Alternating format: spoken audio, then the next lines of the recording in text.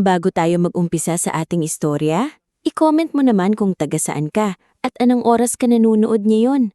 Malay mo, habang pinapakinggan mo ang kwentong ito sa tahimik na sulok ng inyong bahay, may isang bahagi ng buhay mo na biglang makaalala rin ng mga taong akala mo ay iniwan ka. Pero ang totoo pala ay may dahilan kung bakit sila nawala. Sa masikip na eskinita ng Santa Mesa, Maynila, doon nakatira si Maristela Almazan o mas kilala sa tawag na Stella. 24 na taong gulang siya, payat, maputi, may mahabang buhok na lagi niyang itinatali sa likod kapag papasok sa trabaho at may mga matang halatang sanay nang magpigil ng luha. Hindi siya mahilig magreklamo. Kahit pagod na ang katawan, kahit masakit na ang likod sa kakalinis ng mga kwarto sa maliit na motel na pinagtatrabahuan niya, lagi pa rin siyang may mahinang ngiti sa mga taong nakakasalubong niya. "Stella, anak, huwag mong kalimutan ang sukli ng kwarto 3 ha," paalala ni Manang Shoni, ang may-ari ng motel na may matapang na boses pero malambot ang puso kapag walang nakakakita. "Opo, Manang. Naiwan ko lang saglit sa drawer. Ibabalik ko po agad," sagot ni Stella habang pinupunasan ng pawis sa noo.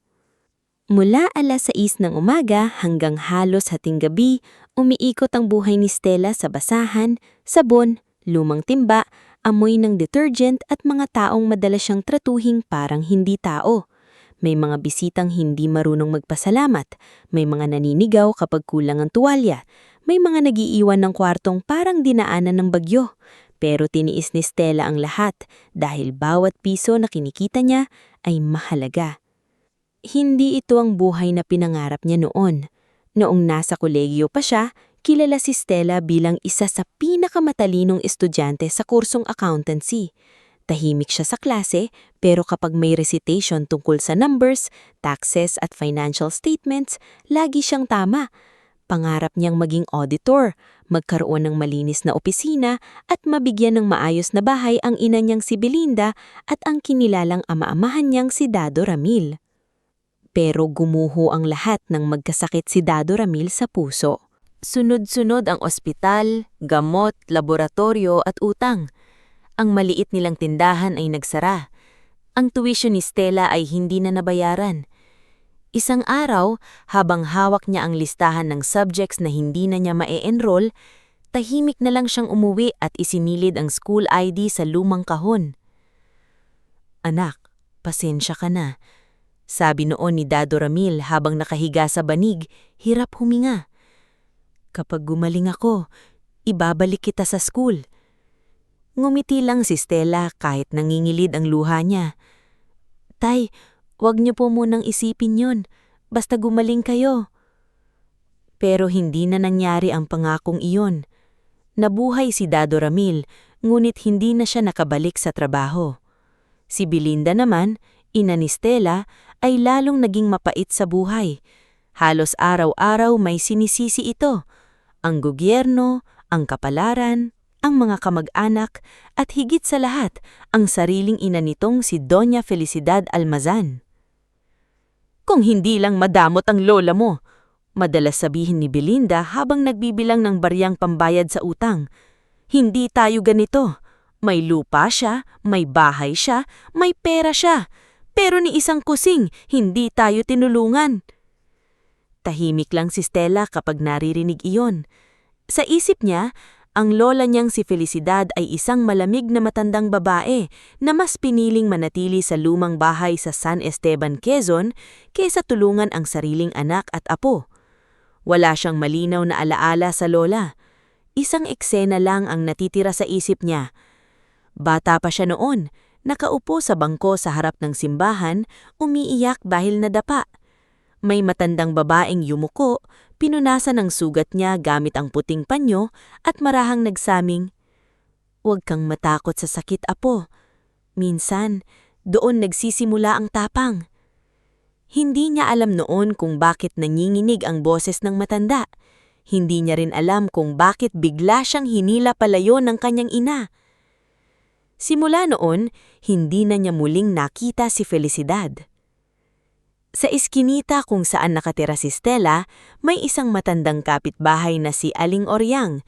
Nagtitinda ng kutsinta, puto at sapin-sapin tuwing umaga.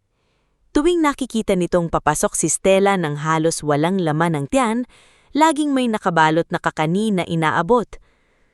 "Stella, dalhin mo to. Huwag kang papasok na kape lang ang laman ng sikmura mo," sabi ni Aling Oryang isang umaga. "Naku, Aling Oryang, nahihiya na po ako sa inyo. Lagi na lang po kayong nagbibigay. Bayaran mo na lang ako kapag milyonarya ka na." Biro ng matanda, sabay tawa. Ngumiti si Stella pero saglit ding napabuntong hininga. "Mukhang matagal pa po yun." "Malay mo, ang buhay anak, marunong manggulat. Minsan kung akala mo tapos na ang lahat, saka may bubuksang pinto." Hindi sumagot si Stella. Sanay na siyang wag umasa. Para sa kanya, ang pag-asa ay parang ilaw sa dulo ng kalsada na lagi niyang nakikita pero hindi niya kailanmang na. Hindi sumagot si Stella. Sanay na siyang wag umasa. Para sa kanya, ang pag-asa ay parang ilaw sa dulo ng kalsada na lagi niyang nakikita pero hindi niya kailanmang naaabot. Isang tanghali, habang nagpapahinga siya sa likod ng motel, dumating ang pinsan niyang si Kervin. Si Kervin ay anak ng pinsan ni Belinda. Lalaking makapal ang mukha, laging may bagong sapatos pero walang permanenteng trabaho. Sanay itong dumaan kay Stella kapag kailangan ng pera. "Oh, pinsan," bati ni Kervin habang nakasandal sa pader. "May extra ka dyan? Kahit 1,000 lang?" Napatingin si Stella sa kanya.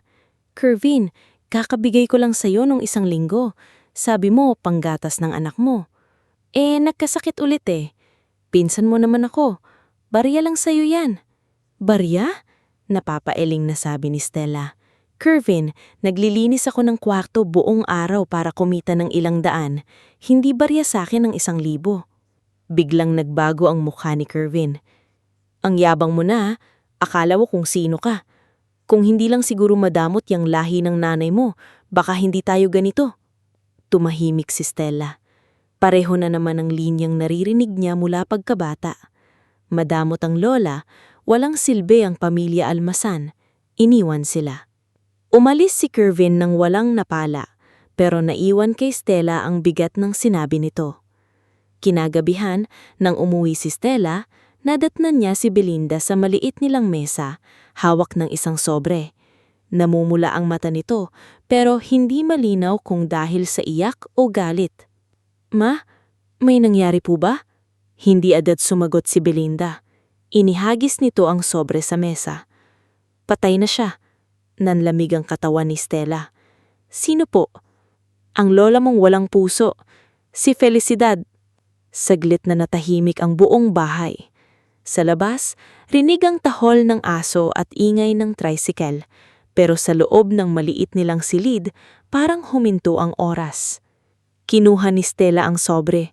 Nakasulat doon ang pangalan niya, Maristela Almasan. Hindi pangalan ni Belinda, hindi pangalan ng ibang kamag-anak. Sa loob, may liham mula sa isang barangay sekretary sa San Esteban. Sinasabing pumanaw na si Doña Felicidad Almasan at bago ito namatay, iniwan nito ang habilin na si Stella lamang ang personal na pupinta sa lumang bahay upang asikasuhin ng mga gamit na naiwan. "Bakit ako?" bulong ni Stella. "Dahil gusto ka pa niyang gambanahin kahit patay na siya." Mapait na sagot ni Belinda. "Huwag kang pupunta, Stella. Wala ka ng lola. Matagal na siyang patay sa atin bago pa siya ilibing." Tumalikod si Belinda at pumasok sa silid. Naiwan si Stella sa mesa, hawak ang papel na tila biglang bumigat sa kamay niya. Kinabukasan, dinala niya ang liham kay Aling Oryang. Tahimik itong nagbasa habang nagtitimpla ng salabat sa maliit nitong kariton. "Ano sa tingin niyo, Aling Oryang? Pupunta ba ako?" Matagal na tumingin sa kanya ang matanda. "Anak, hindi lahat ng sugat gumagaling sa pag-iwas. Minsan, kailangan mong balikan ng pinanggalingan para malaman mo kung sino talaga ang nakit sa'yo." Galit po ang ina ko. Galit siya dahil may alam siyang sakit. Pero ang sakit, hindi palaging ang katotohanan. Hinawakan ni Aling Oryang ang kamay ni Stella. Minsan, ang taong akala nating nang iwan, sila pala ang pinilit lumayo para iligtas tayo. Natigilan si Stella. Bakit po niyo nasabi yan? Umiling-aling Oryang. Matanda na ako anak, marami na akong nakitang pamilyang sinira ng lihim. Kung tinawag ka ng lola mo, baka may dahilan. At kung hindi ka pupunta, habang buhay mong tatanungin ang sarili mo kung ano ang hindi mo nalaman.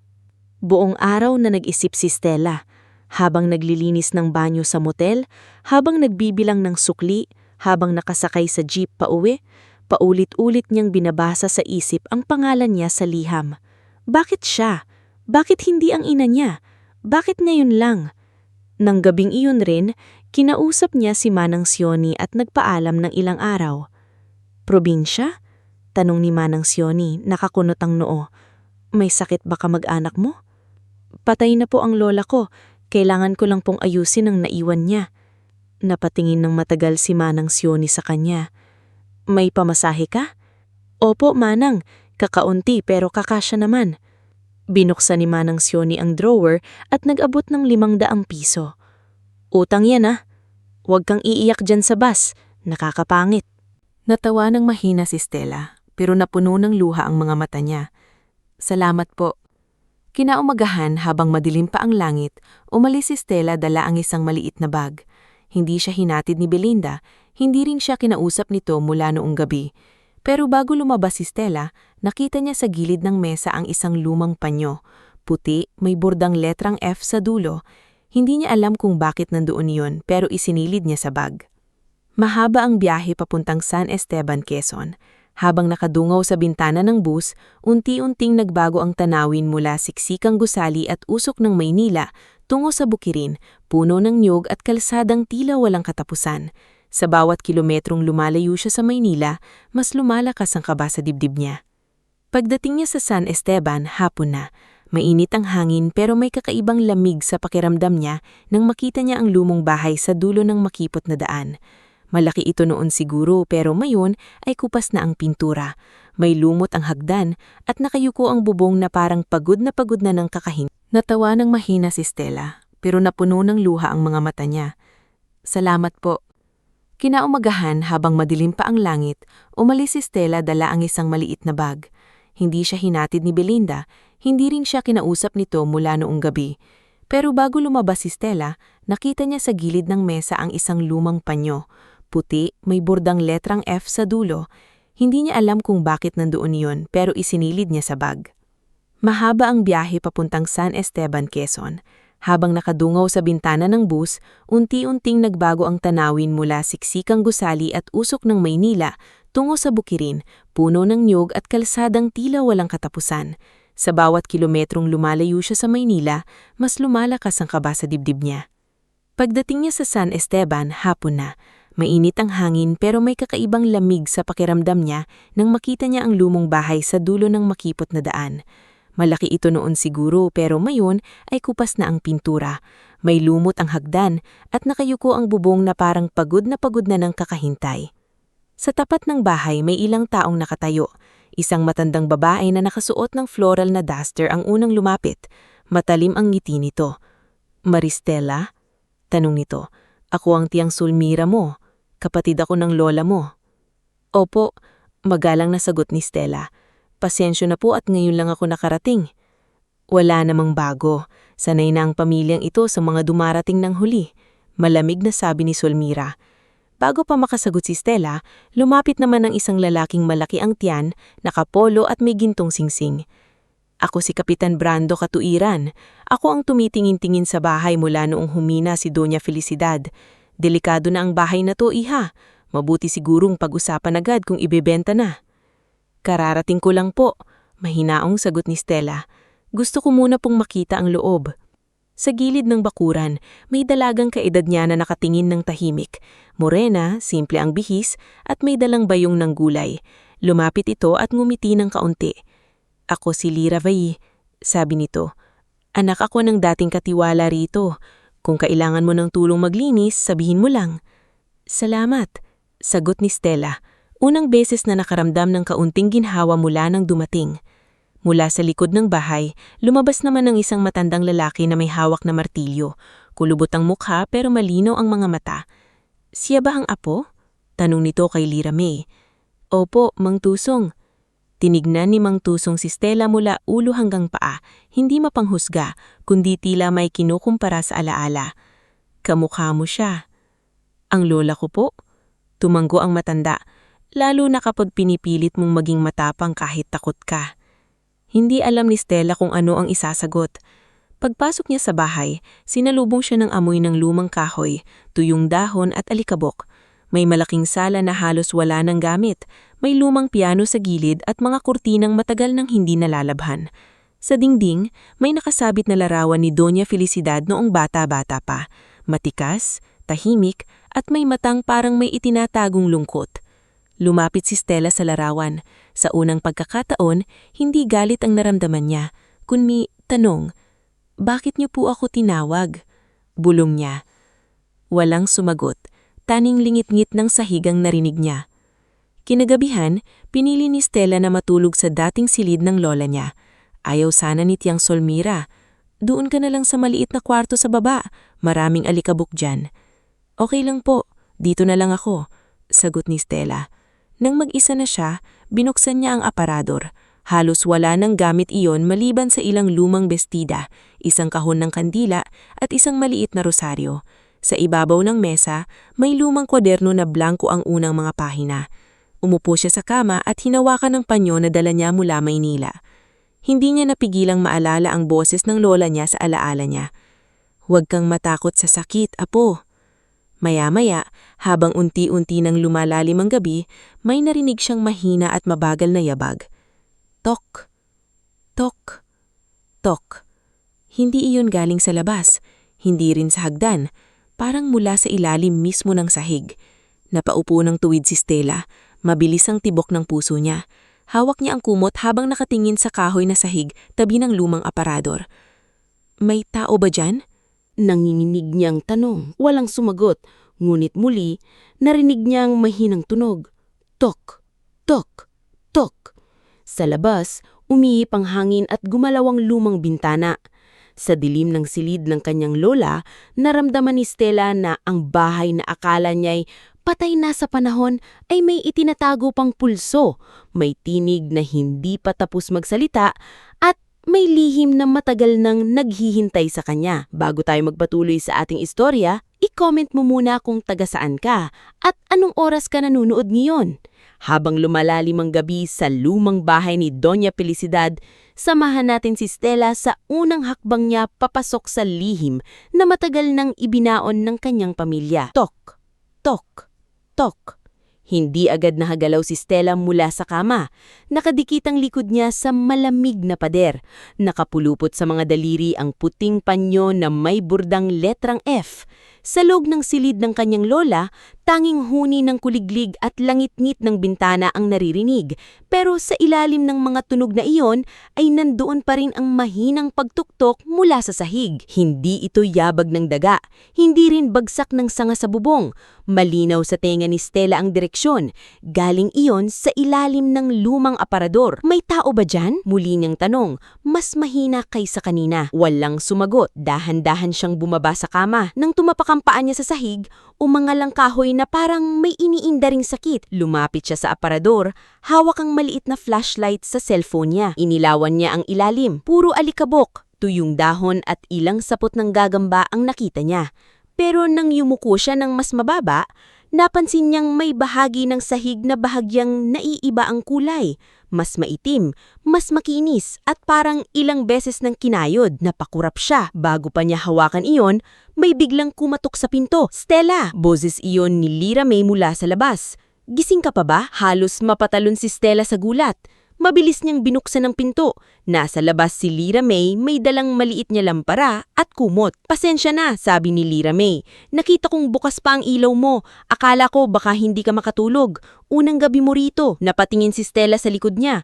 Saka muling tumingin kay Lyra May. May narinig ako sa sahig. Hindi nagulat si Lyra May. Sa halip, Napatingin ito sa lumang aparador at biglang nanahimik. May alam ka? Tanong ni Stella. Umiling muna si Lyra May pero kitang-kita sa mukha nitong may gusto itong sabihin. Noong buhay pa si Doña Felicidad, bawal kaming pumasok dito. Kahit ang tatay ko, nakatiwala niya noon hanggang pintuan lang. Sabi ng lola mo, ang kwartong ito raw ang tanging lugar sa bahay na hindi dapat galawin hanggat hindi dumarating ang tamang tao. Tamang tao? Bulong ni Stella. Tumanggo si Lyra May. Baka ikaw yun. Hindi na nakatulog ng maayos si Stella kinagibihan.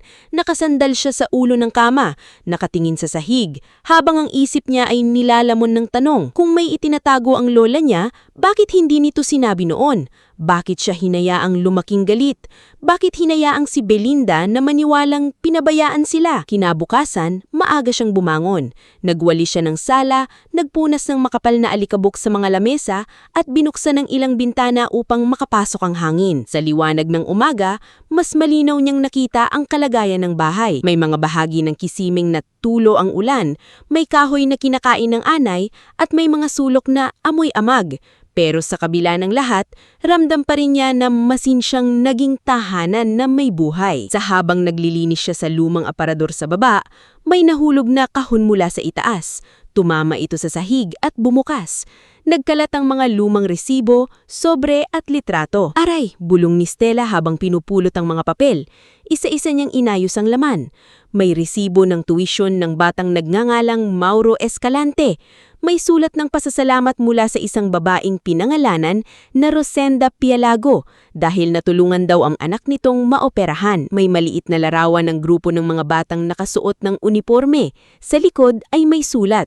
Salamat po, Doña Felicidad, dahil nakapag-aral kami. Nanigas ang kamay ni Stella. Kung madamot siya, bulong niya sa sarili. Bakit ang dami niyang tinulungan? Sa ilalim ng mga papel, may nakita siyang ilang liham na may pangalan ni Belinda. Nanginiging ang dibdib ni Stella habang tinitingnan ng mga sobre. Lahat iyon ay hindi nabuksan. May tatbak ang iba. Ibinalik sa nagpagala. Dinala niya iyon sa kusina kung saan dumating si Lyra May na may dalang tinapay at mainit na kape. Lyra! Tawag ni Stella. Tingnan mo to. Lumapit si Lyra May at binasa ang pangalan sa sobre. Para sa nanay mo? Oo, pero sabi ni Mama, never daw sumulat si Lola. Tahimik na umupo si Lyra May. Baka hindi nakarating. Paano hindi makakarating? May address naman. Hindi sumagot si Lyra May pero may lungkot sa mga mata nito. Maya-maya, dumating si Mang Tusong mula sa likod ng bahay. May dalang lumang lagari at ilang pirasong tabla. Narinig ko boses ninyo, sabi nito. May nakita kayo? Ipinakita ni Stella ang mga sobre. Saglit na natigilan si Mang Tusong. Hinubad nito ang sombrero at marahang napaupo. Akala ko sinunog na lahat yan, mahina nitong sabi. Napatingin si Stella. Sinunog? Sino po ang magsusunog? Napapikit si Mang Tusong, parang pinipili kung sasabihin ang matagal ng kinimkim. Nung umalis ang nanay mo rito, hindi iyon simpleng away lang. May gulong nangyari sa pamilyang Almazan. May kasosyo ang lola mo noon sa kopra at lupa, si Severino Dacuel. Magaling magsalita, laging naka-Amerikana, pero ahas ang puso. Siya ang nagpasok ng mga papel na hindi naintindihan ng nanay mo. Siya rin ang laging nakapaligid kay Doña Felicidad nung nagsimulang magkawatak-watak ang pamilya. Anong ginawa niya? Tanong ni Stella. Hindi ko alam ang lahat, sagot ni Mang Tusong. Pero may nawawalang alahas noon, may pekeng pirmahan sa lupa, at may mga sulat na hindi nakakarating sa dapat padalhan. Bago pa makapagtanong si Stella ng mas marami, biglang may pumaradang sasakyan sa labas. Sunod-sunod ang malalakas na yabag papasok sa bakuran. Stella! Sigaw ng boses na kilalang-kilala niya. Napasinghap siya. Mama? Pumasok si Belinda sa bahay, kasama si Kervin at isang lalaking nakasuot ng barong, may makapal na folder sa kamay. Namumula ang mukha ni Belinda sa galit at kaba. Anong ginagawa mo rito nang hindi mo ako kinakausap? Bungad nito. Ma, nagpaalam po ako. Ayaw niyo akong pakinggan. Tama na yan, sabat ni Kervin habang nagmamasid sa bahay na parang sinusukat na ang halaga. Pinsan, hindi praktikal to. Bulok na bahay. Sayang lang oras mo rito. Ipinakilala ng lalaking nakabarong ang pangalan niya. Ako si Attorney Gerardo Punzalan. Ako ang tutulong sa pamilya ninyo upang maayos ang pagbebenta ng ari-arian. Pagbebenta?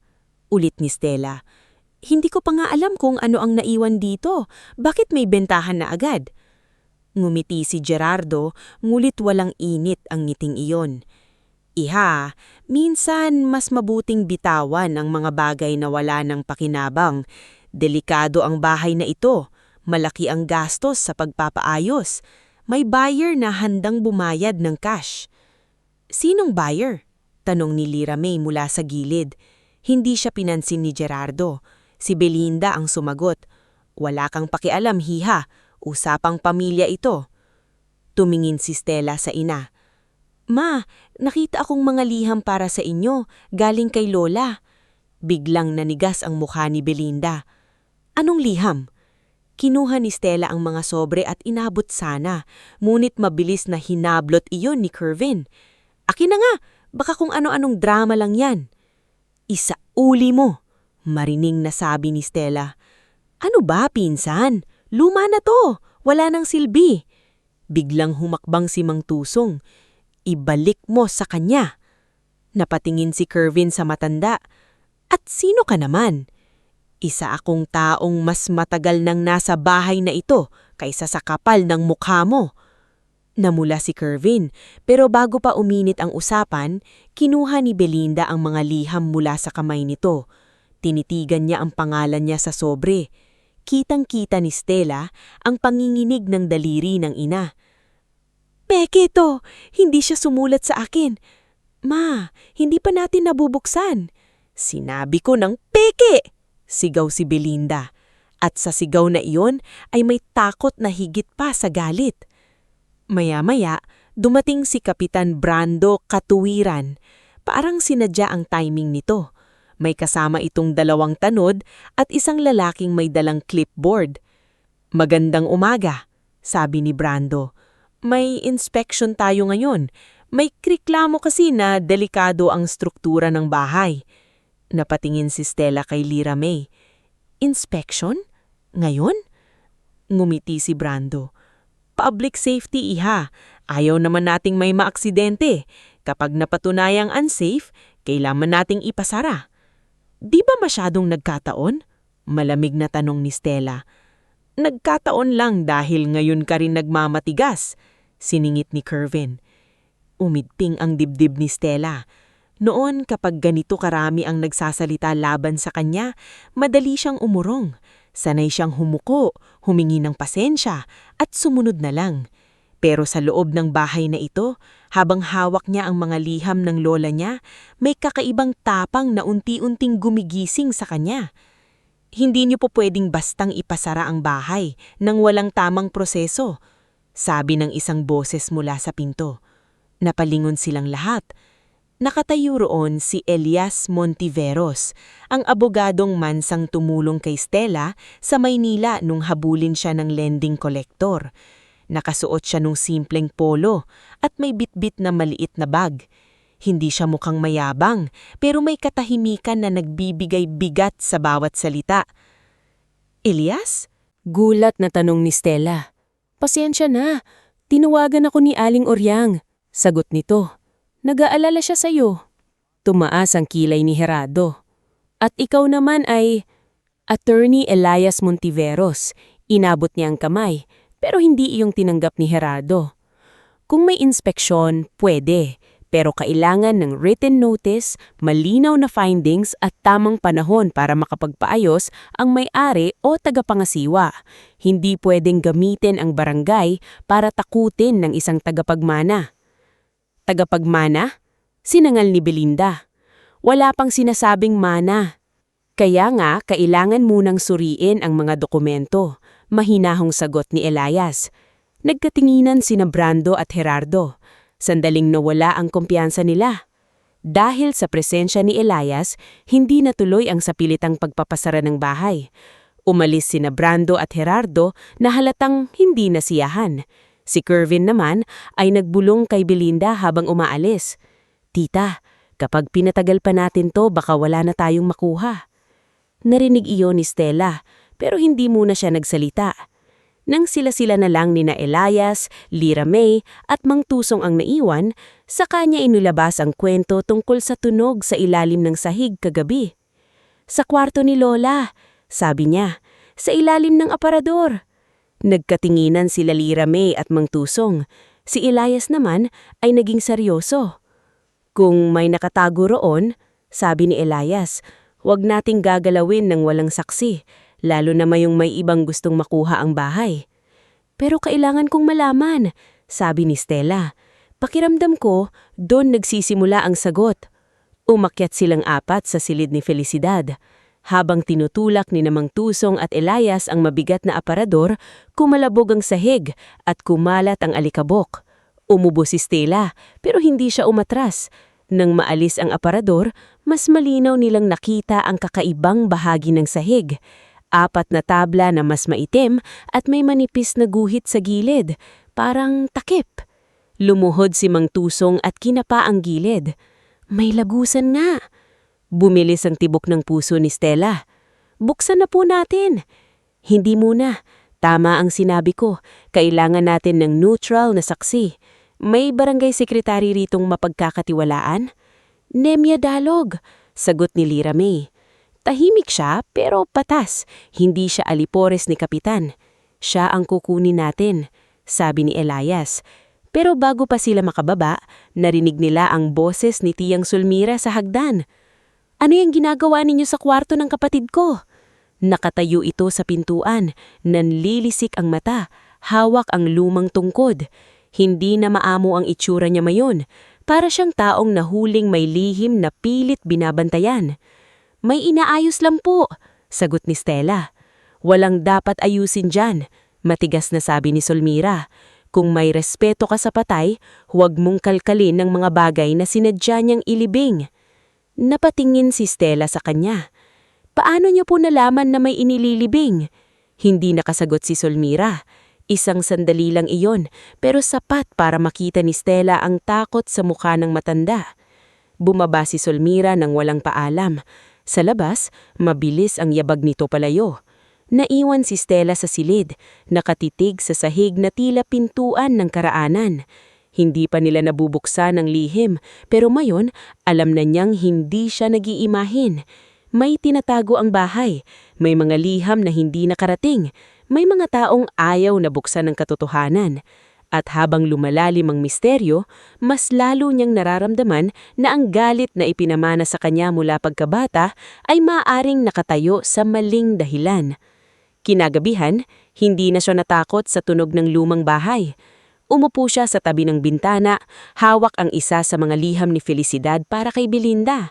Hindi pa niya yon binubuksan dahil alam niyang hindi sa kanya nakapangalan.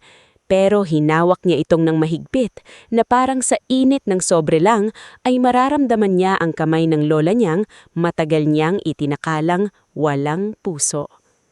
"Lola, kung may gusto kayong sabihin, tutulungan niyo po ako. Hindi na ako aalis." Sa labas, umulan ng mahina. Sa bubong, tumulo ang tubig sa mga sirang bahagi ng bahay. Pero sa loob ng silid, habang nakatago pa rin ang lihim sa ilalim ng sahig, unang beses na naramdaman ni Stella na hindi siya basta bisita sa bahay na iyon. Tagapagmana siya ng isang kwentong ninakaw sa kanya. At sisimulan niyang bawiin iyon kahit sino pa ang humarang. Bago tayo magpatuloy sa ating istorya, i-comment mo muna kung taga saan ka at anong oras ka nanonood ngayon. Sa gabing ito, samahan natin si Stella sa bahagi ng buhay niya kung saan ang matagal na niyang pinaniniwala ang galit ay unti-unting mapapalitan ng katotohanang mas mabigat kaysa anumang kayamanan. Kinabukasan matapos ang gabing nagpasya si Stella na hindi na aalis sa bahay ni Doña Felicidad, maaga pa lamang ay gising na siya. Hindi siya halos nakatulog, hindi dahil sa takot, kundi dahil sa bigat ng mga tanong na umiikot sa isip niya. Ang lamig ng umaga sa San Esteban ay dumadampi sa balat niya, habang nakatayo siya sa harap ng bintana ng silid ng kanyang lola. Mula roon, tanaw niya ang bakurang puno ng ligaw na damo, ang lumang balon na hindi na ginagamit, at ang makipot na daang dinadaanan ng mga kapitbahay na pasulyap-sulyap sa bahay na tila matagal nang kinatatakutan ng buong bayan. Sa isip ni Stella, paulit-ulit ang huling salita niya sa sarili kagabi. Tagapagmana siya ng isang kwentong ninakaw sa kanya. Hindi na niya kayang bumalik sa Maynila na walang dalang sagot. Hindi niya kayang harapin muli si Belinda at pakinggan ang parehong galit kung may posibilidad na ang galit na iyon ay itinanim lamang ng ibang tao. Bandang 8:00 ng umaga, dumating si Elias Montiveros kasama si Lyra May. May dalang folder si Elias habang si Lyra May naman ay may bitbit na termos ng kape at pandesal. Sumunod sa kanila si Mang Tusong, may dalang lumang pait, martilyo at maliit na bareta. Ilang minuto pa ay dumating din si Nemia Dalog, ang barangay sekretary na sinasabi ni Lyra May. Tahimik ang babae, nasa edad 40, nakasalamin at may dalang notebook at maliit na kamera. Magandang umaga, bati ni Nemia kay Stella. Sinabi sa akin ni Lyra May na may bahagi ng bahay na kailangang buksan at gusto ninyong may neutral na saksi. Opo, sagot ni Stella. Ayoko pong may masabi silang may itinago kami o binago. Tumanggo si Nemia. Tama yan, lalo na kung may usapin sa ari-arian. Idodokumento ko ang proseso. Pero malinaw ha, hindi ako kakampi ng kahit sino. Ang isusulat ko lang ay kung ano ang makikita ko. Iyon lang po ang kailangan ko, sabi ni Stella. Habang paakyat sila sa silid ni Felicidad, ramdam ni Stella ang paninikip ng dibdib niya. Hindi na niya narinig muli ang pagtuktok mula sa ilalim ng sahig, pero parang ang katahimikan mismo ng silid ay may hinihintay. Nang makarating sila sa itaas, naroon pa rin ang lumang aparador na itinulak nila sa giid noong nakaraang araw. Kita pa rin ang 4 na tabla na mas maitim kaysa sa ibang bahagi ng sahig. Bago magsimula, inilabas ni Elias ang cellphone niya at nagsimulang mag-record. Para may kopya rin tayo, sabi ni Elias. Stella, ikaw ang magbibigay pahintulot dahil ikaw ang pinangalanan sa liham na ipinadala matapos pumanaw si Doña Felicidad. Huminga ng malalim si Stella. Pinapayagan ko kayong buksan ang bahaging ito ng sahig sa presensya ni na Attorney Elias Montiveros, Lyra May, Mang Tusong at Barangay Secretary Nemia Dalog. Nagsulat si Nemia sa notebook. Pagkatapos ay tumanggo si Nemia kay Mang Tusong. Dahan-dahang lumuhod ang matanda. Sinipat niya ang gilid ng tabla at maingat na ipinasok ang dulo ng pait. Sa unang diin, umangal ang kahoy. Sa ikalawa, may manipis na alikabok na lumipad. Sa ikatlo, unti-unting umangat ang unang tabla. Hindi humihinga si Stella habang pinapanood iyon. Matagal nang hindi nabubuksan, sabi ng matanda, pero hindi ito basta sahig. Takip talaga ito. Tinulungan siya ni Elias na tanggalin ng iba pang tabla. Isa-isa itong naangat hanggang lumibat ang isang madilim na spasyo sa ilalim. Hindi ito malalim na hukay, kundi parang lihiming puwang na sinadya sa pagitan ng sahig at lupa. Itinapat ni Lyra May ang lampara. Doon nila nakita ang lumang bakal na baul, binalot ng makapal na telang kulay kayumbang, may alikabok at kalawang sa gilid. Nang nakita ni Stella ang takip, nanlamig ang mga kamay niya. May nakapinta roon, kupas man pero malinaw pa rin ang nakasulat. Para kay Maristela Almasan. Parang may humalos na malamig sa batok niya. Hindi niya alam kung matutuwa ba siya, matatakot, o iiyak. Sa loob ng maraming taon, akala niya ay nakalimutan siya ng lola niya. Pero naroon ang pangalan niya, nakatago sa ilalim ng sahig, tila matagal nang naghihintay ng araw na siya mismo ang makikita. Stella, Mahinang tawag ni Elias. Kaya mo pa ba? Tumango siya kahit nanginginig ang labi. Buksan natin. Inangat ni na Elias at Mang Tusong ang baul at inilapag sa gitna ng silid. Kinunan iyon ng larawan. Mahinang tawag ni Elias. Kaya mo pa ba? Tumango siya kahit nanginginig ang labi. Buksan natin. Inangat ni na Elias at Mang Tusong ang baul at inilapag sa gitna ng silid. Kinunan iyon ng larawan ni Nemya mula sa iba't ibang anggulo. Wala silang makitang susi, ngulit may lumang kandadong halos kainin na ng kalawang. Maingat itong pinukpok ni Mang Tusong hanggang bumigay. Nang umangat ang takip, kumalat ang amoy ng lumang tela, metal at panahon. Sa loob ay may isang sako. Hindi malaking sako ng bigas, kundi katamtamang sako na gawa sa makapal na katsa. Nakatali ng mahigpit. Sa tabi nito ay may ilang sobre, lumang kwaderno at isang dokumentong nakapaloob sa plastik. Inabot ni Elias ang dokumento. Binasa niya ang unang pahina at unti-unting nagbago ang mukha niya. Ano yan? Tanong ni Stella. Notaryadong habilin. Sagot ni Elias. May petsa. May pirma ni Doña Elisidad. May 2 witness. Nakasaad dito na ang laman ng baul ay hindi dapat ilabas hanggat hindi personal na nararating ni Maristela Almasan ang bahay matapos ang kanyang pagpanaw. Bakit? Tanong ni Lyra May. Nagpatuloy si Elias sa pagbabasa, ngulit tumigil siya nang makita ang isang linya. Tumingin siya kay Stella. May liham sa'yo. Nanginig ang tuhod ni Stella. Umupo siya sa gilid ng kama habang inaabot sa kanya ni Elias ang sobre. Ang papel ay kulay dilaw na, pero maayos ang pagkakatupi. Sa harap nito, nakasulat sa panginginig ngunit elegante pa rin sulat kamay. Para sa apo kong si Maristela, kapag handa na siyang malaman kung bakit kinailangan kong manahimik. Hindi agad iyon binuksan ni Stella. Tumingin muna siya sa sako. Ano ang laman niyan? Walang nagsalita. Si Mang Tusong ang dahan-dahang kumalas ng tali. Nang bumuka ang sako, kumislap sa liwanag ng umaga ang mga bagay na nasa loob. Mga lumang alahas, mga kwintas, mga singsing, ilang barya na mukhang antigong ginto, at sa ilalim, ilang maliliit na baras na nakabalat sa tela. Napaatras si Lyra May. Diyos ko! Si Nemya, kahit sanay sa mga dokumento at barangay away, ay napahawak sa dibdib. Kailangang itong ma-inventory ng maayos. Si Stella naman ay hindi nakapagsalita. Hindi siya natuwa. Hindi siya napangiti. Sa halip, mas lalo siyang natakot. Dahil sa loob ng isang saglit, naintindihan niya kung bakit may gustong bumenta ng bahay, kung bakit may gustong takutin siya, at kung bakit may mga taong ayaw mabuksan ang sahig na iyon. Bago pa sila tuluyang makapag-usap, may narinig silang sigaw mula sa ibaba. Stella, nasan ka? Boses iyon ni Belinda. Sunod-sunod ang yabag sa hagdan. Dumating si Belinda, kasama si Kervin, Tiang Solmira, Kapitan Brando at Attorney Gerardo. Parang naghihintay lang sila sa labas ng pagkakataong makapasok. Pagkakita nila sa bukas na baul at sa sakong kumikislap ang laman,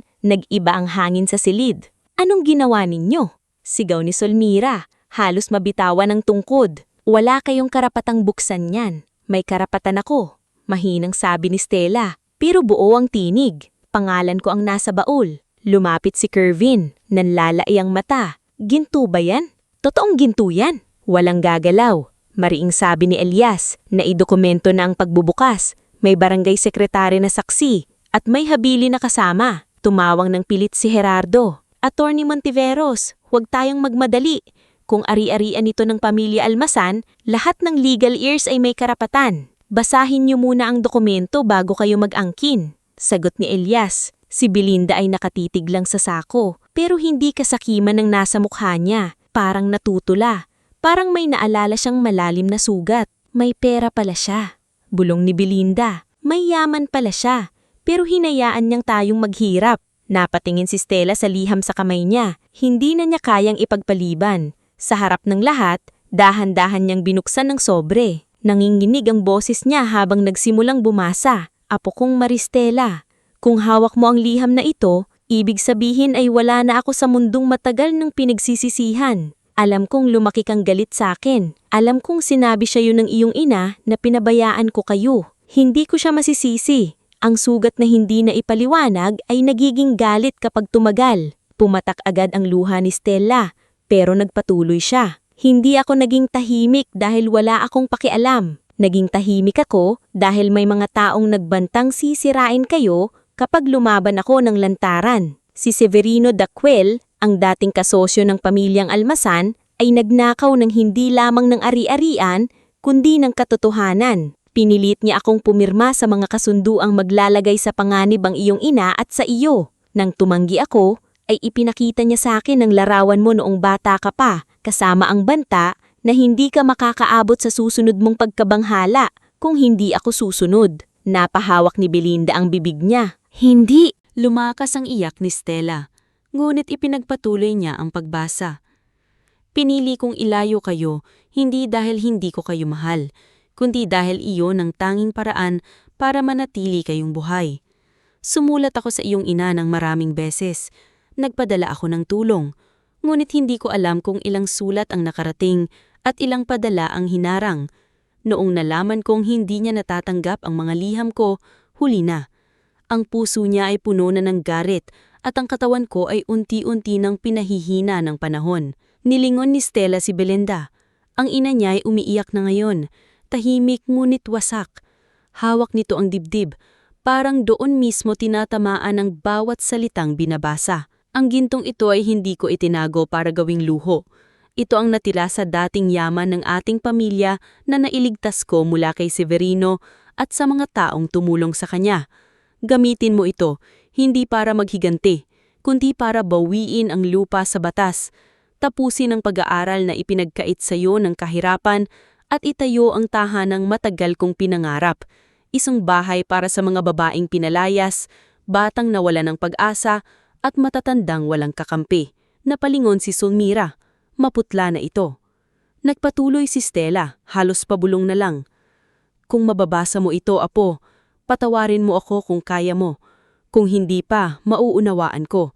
Ang hiling ko lamang, huwag mong hayaang ang ginto ang magpalala sa sugat ng pamilya natin. Hayaan mong ito ang maging simula ng paghilom. At kung sakali, may taong magpanggap na nagmamalasakit habang pilit kinukuha ang bahay, hanapin mo ang mga liham sa ilalim ng kaban. Doon nakatago ang mga pangalan ng naghiwalay sa amin ng iyong ina. Nabitawan ni Stella ang liham sa kandungan niya. Hindi niya na ituloy agad ang huling bahagi. Yumuko siya at umiyak ng tahimik, hindi iyak ng taong nakahanap ng yaman, kundi iyak ng taong ngayon lang nalaman na mali pala ang kinapitan niyang galit. Lola, hikbi niya, bakit ngayon ko lang nalaman? Lumapit si Belinda, pero huminto sa gitna ng silid. Hindi nito alam kung may karapatan pa ba siyang hawakan ng anak. Stella! Tumingin si Stella sa kanya, luhanan. Ma, may mga liham siya sa inyo. Hindi niya kayo kinalimutan. Umiyak ng tuluyan si Belinda. Akala ko tinapon niya tayo. Ilang taon kong sinumpa, ilang taon kitang pinalaki sa galit. Hindi pa natin alam ang lahat, Stella. Pero alam ko na ngayon na may nagsinungaling sa atin. Biglang umatras si Sulmira. Mga drama lang yan. Matanda na si Felicidad nung sinulat niya yan. Baka kung ano-ano na ang iniisip. Hindi po ba kayo interesadong malaman kung sino ang humarang sa mga liham? Tanong ni Elias, matalimang tingin. Hindi sumagot si Sulmira. Si Kapitan Brando naman ay nagkunwaring umubo. Kahit ano pa ang laman ng liham, kailangan pa rin itong i-report. Baka maging subject ito sa legal. Gagawin namin ang legal, Stella. Tumayo si Stella, pinunas ang luha, at kinuha muli ang liham. Pero hindi nyo ito hahawakan, hindi nyo ito ibebenta, hindi nyo ito gagamitin para takutin ako. Napatingin si Kervin sa kanya. Pinsan, pamilya tayo, huwag kang madamot. Sa unang pagkakataon, hindi kinagat ni Stella ang salitang iyon. Hindi ako madamot, Kervin, pero hindi rin ako tanga. Nagulat si Kervin at natahimik. Inutusan ni Elias na isara muna ang baol matapos itong mabilang at makuna ng larawan ng pauna ni Nemya. Hindi nila inilabas lahat ang laman.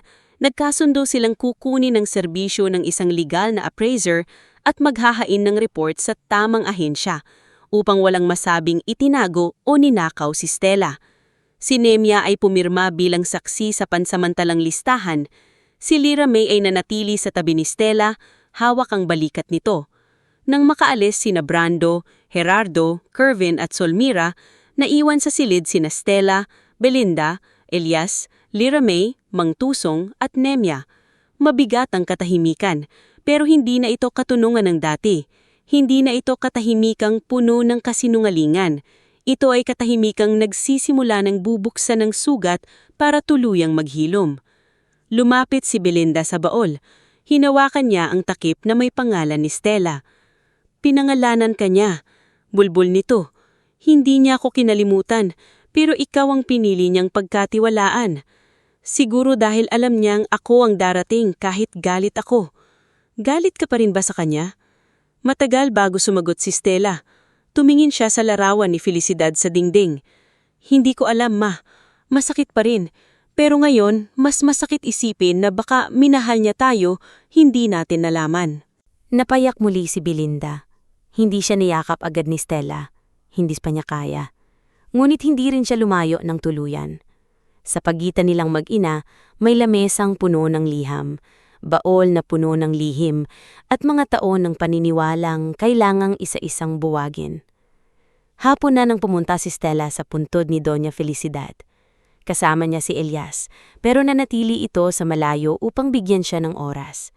Dala ni Stella ang puting panyo at kopya ng liham. Lumuhod siya sa harap ng nicho. Hinaplos ang pangalan ng lola at sa unang pagkakataon ay hindi niya ito tinawag sa isip bilang babaeng nang iwan.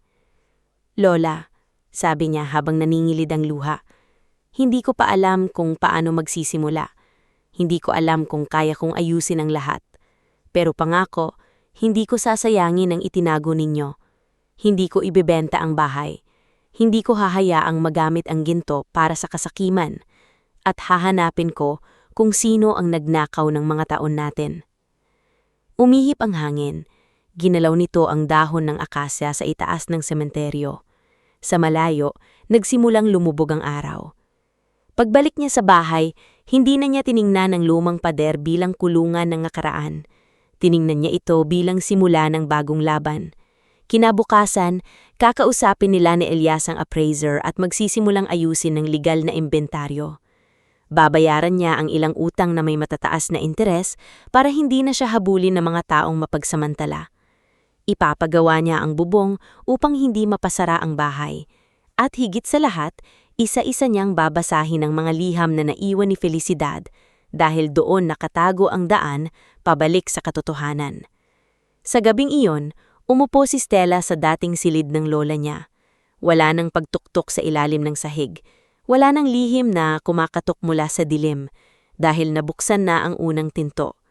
Pero alam niyang hindi pa tapos ang kwento. Sa ibaba, naririnig niya ang mahina at basag na iyak ni Belinda habang binabasa ang unang liham na para kanya. Sa labas, naroon pa rin ang mga taong handang agawin ang bahay. Sa bayan, tiyak nakakalat ang balita tungkol sa ginto. At sa puso ni Stella, nagsisimula pa lang ang tunay na pagbabago. Hindi na siya ang dalagang dumating sa San Esteban dala ang jalit at pagdududa. Siya na ngayon ang tagapag-ingat ng huling habili ni Felicidad. At mula sa gabing iyon, ang sakong ginto ay hindi na naging simbolo ng kayamanan. Ito ay naging bigat ng katotohanan, liwanag ng pagbangon, at simula ng buhay na hindi na muling hahayaang ilibing sa ilalim ng sahig. Bago tayo magpatuloy sa ating istorya, i-comment mo muna kung taga saan ka at anong oras ka nanonood ngayon. Sa bahaging ito, makikita natin kung paano hindi ginamit ni Stella ang gintong natagpuan niya para magyabang o magpakasarap, kundi para buhayin ang isang bahay na matagal nang pinagtaguan ng luha, lihim at mga pangarap na hindi natuloy. Lumipas ang ilang buwan mula nang nabuksan ng baol sa ilalim ng silid ni Doña Felicidad. Hindi naging madali ang mga sumunod na araw para kay Stella. Akala ng iba, kapag may natagpo ang ginto, biglang magiging magaan ang lahat.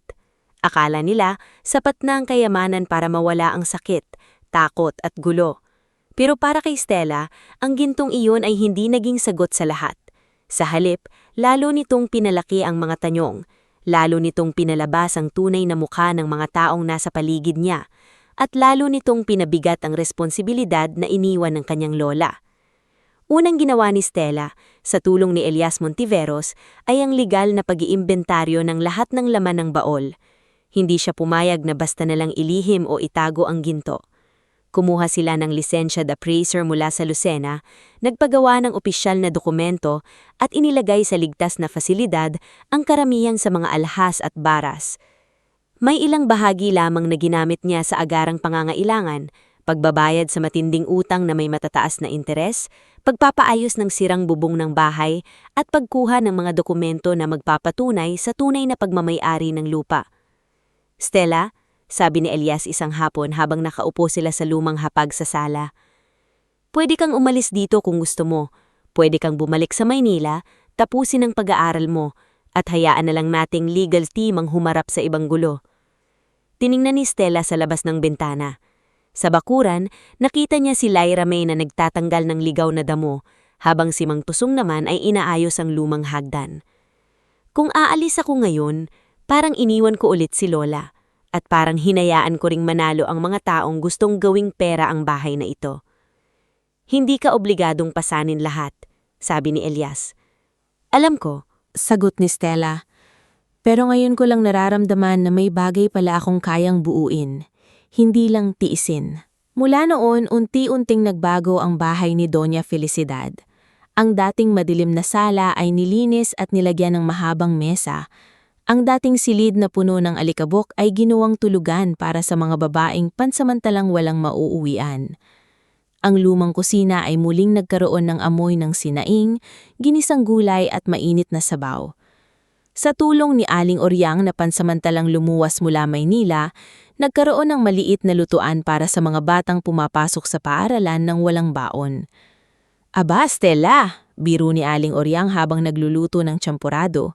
Sabi ko naman sa'yo, bayaran mo ako kapag milyonarya ka na, pero hindi ko sinabing gawin mo akong kusinera.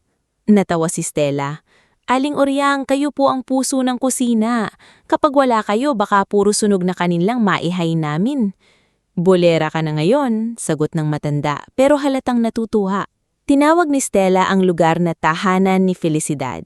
Hindi ito malaking institusyon, wala itong magarbong tarpaulin o mamahaling opisina. Isa lamang itong lumang bahay na unti-unting inaayos, pero sa bawat kwarto ay may taong natutulungan. Si Lyra May ang naging tagapamahala sa araw-araw na gawain. Si Nemia Dalog, kahit patuloy pa ring barangay secretary, ay tumutulong sa pag-aayos ng records, listahan ng benepisyaryo at mga resibo upang walang maipintas sa kanila. Si Mang Tusong naman ay nagpatuloy sa pagkukumpuni. Minsan ay may kasamang dalawang binatang taga-baryo na sina Jomaril at Pedsan na dating tambay ngulit natutong magtrabaho sa ilalim ng kanyang mahigpit na pagtuturo. Lumipas ang isang taon at ang bahay na dati ay kinakatakutan ay naging lugar na pinupuntahan ng mga taong nangangailangan ng pahinga. May dumating na inang nagnyangalang Carmina Swalog, bitbit ang dalawang anak matapos palayasin ng asawa. May batang si Tonton, tahimik at laging gutom na natuklasang hindi na pumapasok sa school dahil walang pamasahe. May matandang si Apo Dalisay na ilang araw nang natutulog sa gilid ng palengke matapos kunin ng pamangkin ng maliit niyang bahay. Hindi lahat kaya nilang tulungan ng buo, pero ginawa ni Stella ang lahat ng tama. Hindi siya basta nagbibigay ng pera. Tinutulungan niya silang makakuha ng papeles, makahanap ng trabaho, makabalik sa pamilya kung ligtas, at makapagsimula muli kung wala nang babalikan. Isang gabi, habang nag-aayos siya ng mga resibo, lumapit sa kanya si Belinda. Ilang buwan na ring nananatili ang ina niya sa San Esteban, hindi bilang may-ari ng bahay, kundi bilang taong sinusubukang bumawi sa mga taong nawala. Hindi pa rin ganap na maayos ang lahat sa pagitan nilang mag-ina. May mga araw na tahimik silang kumakain. May mga araw namang biglang iiyak si Belinda kapag nakakabasa ng lumang liham ni Felicidad. May mga araw namang hindi pa rin mapigilan ni Stella ang sama ng loob kapag naaalala niyang lumaki siya sa galit na hindi niya naman pinili. Anak, marahang sabi ni Belinda, pwede ba akong tumulong bukas sa pamimigay ng pagkain sa mga bata? Napatingin si Stella. Kaya niyo po ba? Maaga yun. Kaya ko. Gusto kong may gawin, hindi lang umiyak sa mga liham. Tumanggi si Stella. Sige po. Tahimik silang dalawa. Pagkatapos, halos pabulhom na sinabi ni Belinda. Alam kong hindi sapat ang sorry. Hindi agad sumagot si Stella. Inayos niya ang papel sa mesa bago tumingin sa ina.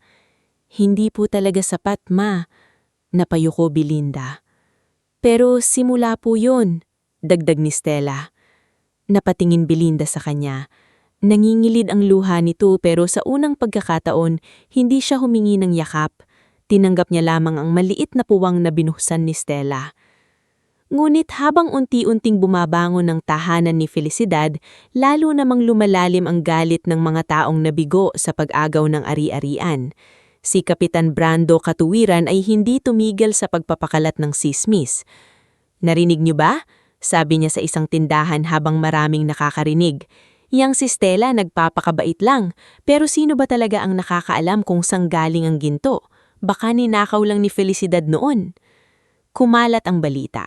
May ilang naniwala, may ilang nagduda, may mga magulang na biglang nag-atubaling papuntahin ang kanilang anak sa tahanan ni Felicidad. May mga dating lumalapit kay Stella na umiwas. Hindi man direktang nakitang sismis, ramdam ni Stella ang bigat nito. Alam niyang kapag nasira ang tiwala ng bayan, mawawala rin ang saysay ng sinimulan niya. Samantala, si Attorney Gerardo Punsalan ay naghain ng bagong claim mula sa mga dinudumaang malalayang kamag-anak ng Almasan. Mga pangalang hindi kailanmang narinig ni Belinda, pero may mga pirma at dokumentong mukhang totoo. Si Elias ang humarap sa mga ito. Peke ang ilan ng papeles, Ilayas, paliwanag ni Elias kay Stella. Pero matalino ang gumawa, hindi ito basta gawa ni Gerardo lang, may lumang record silang pinanggalingan. Severino? Tanong ni Stella. Posible. O mga taong konektado sa kanya. Si Kervin naman ay hindi na basta nanghihingi ng pera. Naging mas tuso siya. Minsan, nilapitan niya si Belinda sa palengke habang mag-isa ito. Tita, sabi ni Kervin, alam kong nahihirapan ta kay Stella. Akala niya siya na ang reyna na yon. Pero kung tutulungan mo akong kumbinsihin siya na ibenta kahit kalahati ng lupa, may parte ka. Hindi ka habang buhay na magiging katulong sa bahay ng sarili mong nanay. Namula ang mukha ni Belinda. Noon, baka natukso siya, baka naniwala siya, pero iba na siya ngayon. Kervin, sabi niya, nanginginig ang boses ngunit matatag. Maraming taon akong naniwala sa maling galit. Huwag mo na akong hilahin pabalik doon. Umalis si Belinda pero hindi niya alam na nakita iyon ni Solmira mula sa kabilang kanto. Ang matandang babae ay hindi na madalas pumunta sa bahay pero patuloy itong gumagalaw sa likod ng mga pangyayari. Laging may kausap, laging may ibinubulong, laging may lihim na takot kapag nababanggit ang mga sulat ni Felicidad. Isang madilim na gabi, nagising ang buong tahanan sa sigaw ni Lyra May. Sunog! Sunog sa putega! Nagmadaling bumangon si Stella. Mula sa bintana, nakita niya ang pulang liwanag sa likod ng bahay. Ang maliit na bodega kung saan nakatago ang ilang donasyon, lumang gamit at kopya ng mga dokumento ay nilalamon ng apoy. Nagsisigawan ng mga tao, umiiyak ang mga bata. Si Aling Oryang ay nagmamadaling inilalabas sina Tonton at ang dalawang anak ni Carmina. Si Belinda naman ay bitbit ang kahon ng mga gamot. Mang Tusong! Sigaw ni Stella nang makita niyang papasok ang matanda sa gilid ng bodega. May papeles pa sa loob! Sigaw nito. Huwag na! Delikado! Pero matigas ang ulo ni Mang Tusong. Pumasok siya sa mausok na bahagi at makalipas ang ilang sandali ay lumabas na ubo ng ubo, hawak ng isang basang kahon. Paglabas niya, bumagsak ang bahagi ng bubong at tinamaan ang kanyang balikat. Mang Tusong! Sigaw ni Lyra May. Dumating ang mga kapitbahay dalang timba ng tubig. Dumating din ang isang doktor na noon pa lamang nakita ni Stella, si Dr. Calix Ravena, bagong balik sa bayan matapos magtrabaho sa isang ospital sa Batangas. Matangkad ito, tahimik at mabilis kumilos. Nilapatan niya ng paunang lunas si Mang Tusong at tinulungan ng mga batang nahilo sa usok. Kailangan siyang dalhin sa klinik, sabi ni Dr. Calix. Hindi malalim ang sugat, pero matanda na siya. huwag nating ipagsapalangkaran. Habang ninapatay ang natitirang apoy, nakatayo si Stella sa gitna ng bakuran, nanginginig ng galit. Hindi aksidente ang sunog, alam niya iyon. Lalo siyang nakasiguro nang makita ni Elias sa likod ng bodega ang basag na bote na may amoy gasolina. May gumawa nito, mahinang sabi ni Elias. Tumingin si Stella sa nasunog na bahagi ng bahay. Ang dati niyang sarili ay baka umatras na, baka nag-impaki na, baka sinabing hindi niya kaya. Ngunit habang nakikita niya ang mga batang niyayakap ni Belinda, si Lyra May na umiiyak habang hawak ng kamay ni Mang Tusong at si Aling Oryang na kahit nanginginig ay nagtitimpla pa rin ng mainit na tubig para sa lahat, may mas tumigas sa loob niya. Kinabukasan, sa harap ng mga residente ng tahanan, nagsalita si Stella.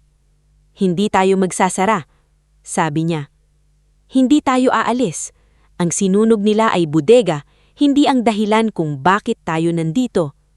Tahimik ang lahat. Pero mula ngayon, dagdag niya, mas magiging maingat tayo. Lahat ng dokumento magkakaroon ng kopya. Lahat ng galang natin, legal. At lahat ng pananakot, ire-report natin. Hindi tayo gaganti sa maruming paraan. Lalaban tayo sa tamang paraan. Doon nagsimulang lumawak ang suporta sa kanya. May ilang kapitbahay na dating takot ang nagdala ng kahoy. May mga nanay na nagluto ng pagkain para sa mga residente. Si Dr. Calix ay nag-offer ng libreng check-up tuwing Sabado. Si Nemia ay tumulong gumawa ng incident report kahit alam niyang magagalit si Kapitan Brando. Pagkalipas ng ilang linggo, habang inaayos ni Elias ang mga dokumentong nailigtas ni Mang Tusong, may nakita siyang lumang kopya ng kasunduan na may pirma ni Severino Daquel. Hindi iyon kumpleto, pero may nakakabit na listahan ng mga pangalan. Brando Katwiran Sr., Gerardo Punzalan bilang Junior Associate noon, at Solmira Almasan bilang witness. Namula ang mukha ni Elias habang binabasa iyon. Stella, tawag niya, kailangan mong makita ito. Lumapit si Stella. Nang mabasa niya ang pangalan ni Solmira, napahawak siya sa mesa. Si Tiang Solmira, hindi lang siya may alam. Tumanggo si Elias. Mukhang bahagi siya ng lahat mula pa noon. Sa labas, naririnig nila ang martilyo ni Mang Tusong na kahit may benda pa ang balikat, ay pilit pa ring nagtuturo kina Jomaril at Pedsan. Sa kusina, nagtatawanan ng mga batang kumakain ng lugaw. Sa sala, tinuturuan ni Belinda si Tonton magsulat ng pangalan niya. Ang bahay na minsang gustong ipasara, sunugin, at angkinin ay buhay na buhay pa rin. Hawak ni Stella ang dokumento, ramdam ang bigat ng panibagong katotohanan. Hindi na ito tungkol lamang sa ginto na nakita niya sa ilalim ng sahig. Hindi na ito tungkol lamang sa galit ng ina niya o sa liham ng lola niya. Ito ay tungkol sa isang kasalanang pinagpasa-pasahan ng maraming tao. Isang kasinungalingang bumuo ng buong buhay nila at isang laban na ngayon ay kailangan ng dalhin sa korte. Tumingin siya kay Elias. Ihanda natin ang kaso, sabi ni Stella. Hindi na para sa ginto, hindi na para sa bahay lang, para ito kay Lola, kay Mama at sa lahat ng taong sinubukan nilang patahimikin. At sa unang pagkakataon, habang sumisikat ang araw sa bagong ayos na bintana ng tahanan ni Felicidad, nakita ni Stella ang sarili hindi bilang biktima ng nakaraan, kundi bilang babaeng handang tumayo sa harap ng buong bayan upang bawiin ang dangal na matagal nang ninakaw sa kanilang pamilya. Bago tayo magpatuloy sa huling bahagi ng ating istorya, i-comment mo muna kung taga saan ka at anong oras ka nanonood ngayon. Sa pagtatapos na ito, samahan natin si Stella sa huling laban niya. Hindi na sa ilalim ng sahig, hindi na sa loob ng lihim na kwarto, kundi sa harap ng batas, ng buong bayan, at ng mga taong matagal nang nagtangkang ibaon ang katotohanan. Mula nang sabihin ni Stella kay Elias na ihanda na ang kaso, hindi na muling natahimik ang tahanan ni Felicidad. Araw-araw, may dumarating na papeles, lumang kopya ng titulo, resibo, litrato at sulat na kailangang basahin, ayusin at ihambing sa mga dokumentong hawak ni na Attorney Gerardo Punsalan at Kapitan Brando Katwiran Sr. Si Elias ang nanguna sa legal na paghahanda, pero hindi niya hinayaang umasa lang sa kanya si Stella. Tinuruan niya itong unawain ang bawat detalye, alin ang peke, alin ang may bisa, alin ang pwedeng gamitin sa korte, at alin ang kailangang patunayan sa pamamagitan ng testigo. Stella, sabi ni Elias isang gabi habang nasa sala sila, mahabang laban nito, hindi sapat na alam nating totoo ang sinasabi natin. Kailangan maipakita natin sa korte na hindi nila kayang itanggi ang katotohanan. Tumingin si Stella sa makapal na folder sa harap niya. Naandoon ang habili ni Doña Felicidad, kopya ng inventaryo ng ginto, mga liham na hindi nakarating kay Belinda, at ang nasunog ngunit nailigtas na dokumento may pangalan ni na Solmira, Gerardo at Brando Katwiran Sr. Buong buhay ko, Attorney Elias, sanay akong manahimik kapag may mas malakas sa akin. Pero ngayon, hindi na pwede. Kung ako mismo ang matatakot, parang hinayaan ko na ring mamatay ulit si Lola nang hindi naririnig. Sa mga sumunod na buwan, lalong tumibay ang tahanan ni Felicidad. Habang isinasampa ang kaso, patuloy pa rin ang pagtulong ni Stella sa mga naninirahan doon. Si Dr. Calix Ravena ay naging regular na doktor ng tahanan tuwing Sabado. Si Aling Oryang ay nagbukas ng maliit na klase sa pagluluto para sa mga inang gustong magkaroon ng pagkakakitaan. Si Lyra May ay natutong humawak ng records at donations sa tulong ni Nemia Dalog. Si Mang Tusong naman, kahit hirap pa rin ang balikat mula sa sunog, ay nagturo kina Jomaril at Pedsan ng karpinteriya hanggang ang dalawa ay makakuha ng proyekto sa kabilang barangay. Si Belinda naman ay unti-unting nagbago, hindi biglaan, hindi parang sa isang araw ay nawala ang pait at naging perpekto ang lahat.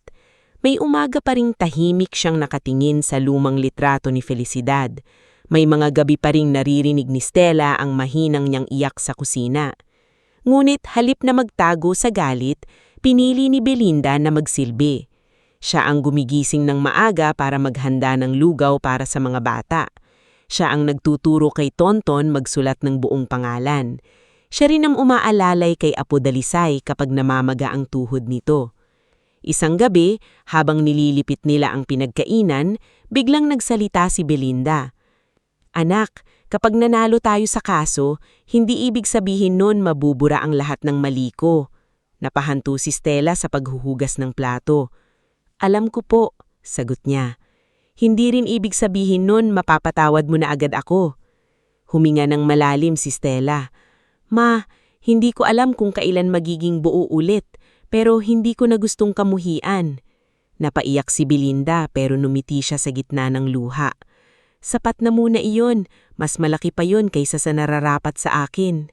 Dumating ang araw ng unang malaking pagdinig. Sa munisipyo pa lamang, maraming tao na ang nakatayo sa labas ng korte. May mga usisero, may mga dating naniniwala kay Kapitan Brando, may mga pamilyang natulungan ng tahanan ni Felicidad, at may ilang matatandang matagal nang may naririnig na tsismis tungkol sa pagkawala ng yaman ng mga almazan. Pumasok si Stella na nakasuot ng simpleng puting blusa at paldang navy blue. Wala siyang mamahaling alahas. Sa kamay niya, hawak niya ang lumang panyo ni Felicidad. Kasama niya si Belinda, Elias, Lyra May, Mang Tusong, Nemia at Dr. Calix na handang tumistigo tungkol sa nangyaring sunog. Sa kabilang panig, naroon sina Solmira, Kapitan Brando, Gerardo at Kervin. Si Solmira ay nakaupo sa wheelchair kahit alam ng marami na kaya pa nitong maglakad. Si Brando naman ay paulit-ulit na kumakaway sa mga kakilala, pilit pinapakitang kampante. Si Gerardo ay maayos ang barong at makintab ang sapatos, pero hindi maikubli ang kaba sa mata.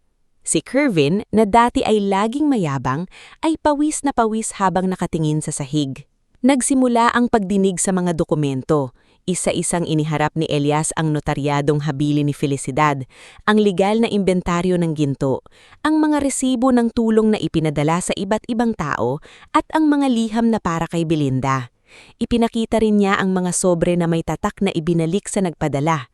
"Your Honor," sabi ni Elias, "hindi lamang po ito usapin ng mana. Ito ay usapin ng sistematikong pagtatago ng katotohanan upang makuha ang ari-arian ng isang pamilya." Tumayo si Gerardo at tumutol, pero kalmado si Elias. Alam nitong malakas ang ebidensya nila. Tinawag si Nemia bilang saksi. Detalyado niyang ikinuwento kung paano siya naroon nang buksan ng sahig, paano niya kinunan ng larawan ng baul at paano niya nilista ang laman nito. Wala siyang dinagdag, wala siyang binawas. Dahil sa linaw ng kanyang salaysay, hindi siya maipit ni Gerardo sa cross-examination. Sumunod si Mang Tusong. Mabagal ang lakad niya, pero matatag ang boses.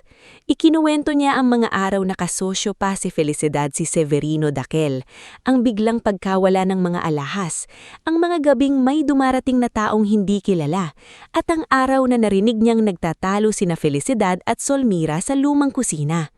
"Narinig ko po si Doña Felicidad," sabi niya kay Solmira. "Kapatid kita. Bakit mo ko ipinagpalit sa taong sisira sa anak ko?" Hindi ko po naintindihan noon ang ibig sabihin, pero ngayon, malinaw na. Nagbulong-bulong ang mga tao sa loob ng korte. Namutla si Solmira. Nang si Belinda na ang tumayo, halos hindi siya makalakad.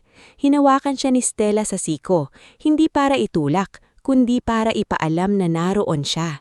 Sa harap ng hukom, huminga ng malalim si Belinda at nagsalita.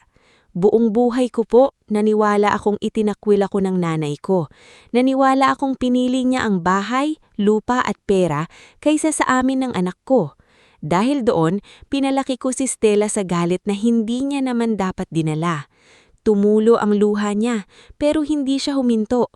Ngayon ko lang nalaman na sumulat pala siya, na nagpadala pala siya ng tulong, na may mga taong humarang sa amin.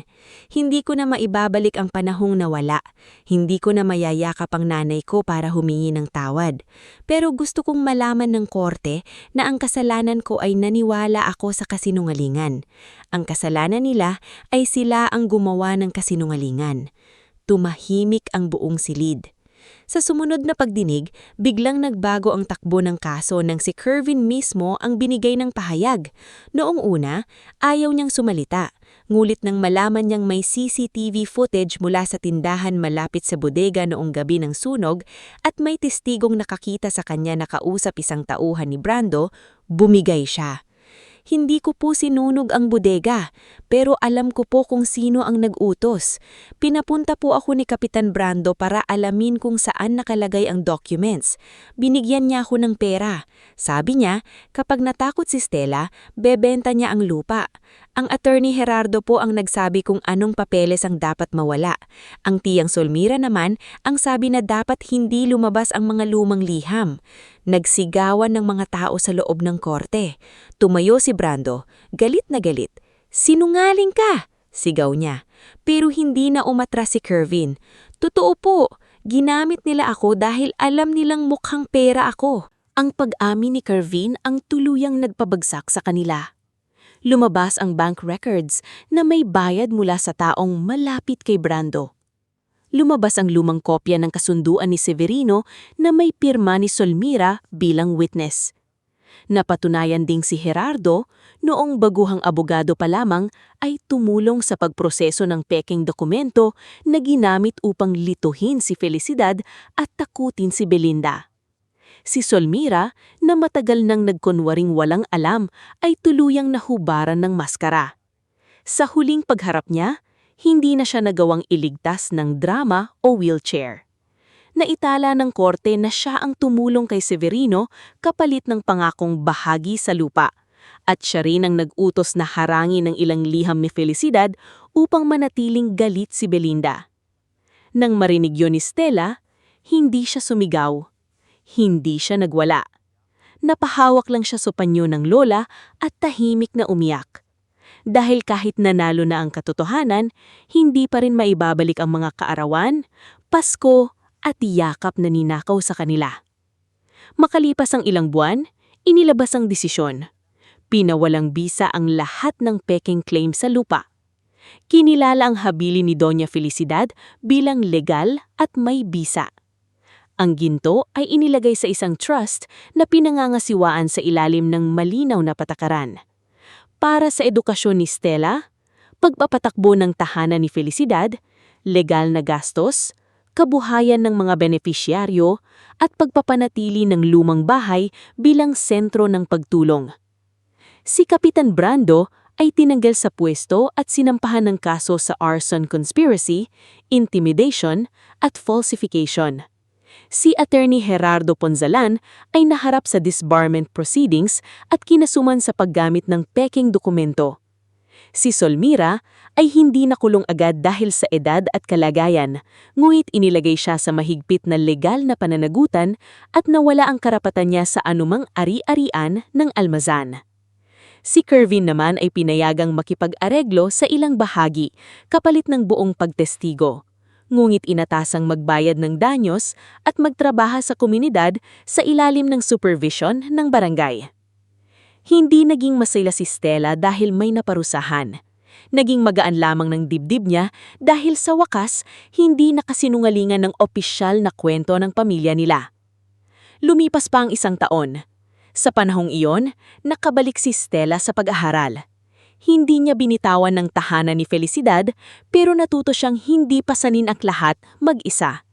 Si Lyra May ang naging operations manager. Si Nemia ang tumulong sa compliance at records. Si Dr. Calix ang nanguna sa monthly health mission. Si Aling Oryang ay nagpatayo ng maliit na kakanin corner sa harap ng bahay at ang kita nito ay napupunta sa baon ng mga batang tinutulungan. Si Mang Tusong naman ay nagtayo ng maliit na workshop kung saan natututo ng mga kabataang walang trabaho ng karpinteriya. Si Belinda ay nanatili sa bahay. Hindi na siya ang babaeng laging may galit sa bibig. Tahimik na siyang tumutulong. Minsan ay nagbabasa ng mga liham ni Felicidad sa mga batang hindi pa marunong umintindi ng bigat ng pagkawala. May mga araw pa ring umiiyak siya. Pero ngayon ay may kahalong pasasalamat ang luha. Isang umaga, ginanap ang simpleng pagbubukas ng bagong silid-aklatan ng tahanan ni Felicidad. Hindi ito marangya. May mga donated books, lumang mesa, maaliwalas na bintana at maliit na plaka sa dingding. Para sa mga pangarap na hindi dapat ilibing. Nandoon ang mga batang tinutulungan, ang mga inang nakahanap muli ng trabaho, ang mga matatandang may sariling higaan na ngayon at ang mga kapitbahay na dati ay takot lumapit sa bahay. Nandoon din si Elias, hindi na lamang bilang abogado, kundi bilang kaibigang naging katuwang ni Stella sa pinakamadilim na bahagi ng buhay niya. "Proud siya sa'yo," sabi ni Elias. "Hindi ko alam kung naririnig niya ako," sagot ni Stella. "Kung kilala niya kung sinong magiging apo niya, baka alam niya noon pa na darating ka rito." Ngumiti si Stella. May luha sa gilid ng mata. Sa harap ng lahat, binuksan ni Stella ang huling liham ni Felicidad. Ito ang liham na nakalagay sa pinakailalim ng baul, hindi niya binasa ng buo noon dahil pakiramdam niya'y hindi pa siya handa. Ngayon, hawak niya yon nang hindi na nanginginig. Binasa niyang malakas ang huling linya. "Hindi ko itinago ang ginto para yumaman ka, apo. Itinago ko ito para balang araw, kapag handa ka na, ikaw ang liwanag na hindi ko na naabot." Tahimik ang lahat. Pagkatapos, lumapit si Belinda at niyakap si Stella. Sa pagkakataong iyon, hindi na umatras si Stella. Niyakap niya rin ang ina. Mahigpit, matagal, at puno ng mga salitang hindi na kailangang sabihin. Hindi nito binura ang lahat ng sugat, pero ipinakita nitong may mga sugat na kahit hindi mawala, pwedeng hindi na maging tanikala. Sa huling tanawin ng kwento, nakatayo si Stella sa bakuran ng dating lumang bahay. Ang dating sirang bintana ay bukas na at maliwanag. Ang dating sahig na pinagtataguan ng baol ay maayos na, at sa ibabaw nito ay may maliit na mesa kung saan nagsusulat ang mga batang tinutulungan. Ang dating tahimik na kusina ay puno na ng tawanan at amoy ng bagong lutong tsampurada. Ang dating bahay na tinakasan ng lahat ay naging tahanan ng mga taong minsang walang mapupuntahan. Tumingala si Stella sa lumang larawan ni Felicidad na ngayon ay nakasabit sa sala, malinis at napapalibutan ng sariwang bulaklak. "Lola," bulong niya, "nakauwi na po kami." At sa unang pagkakataon sa mahabang panahon, ang bahay ni Doña Felicidad ay hindi na nagtatago ng lihim sa ilalim ng sahig. Nag-iingat na ito ng mga bagong pangarap.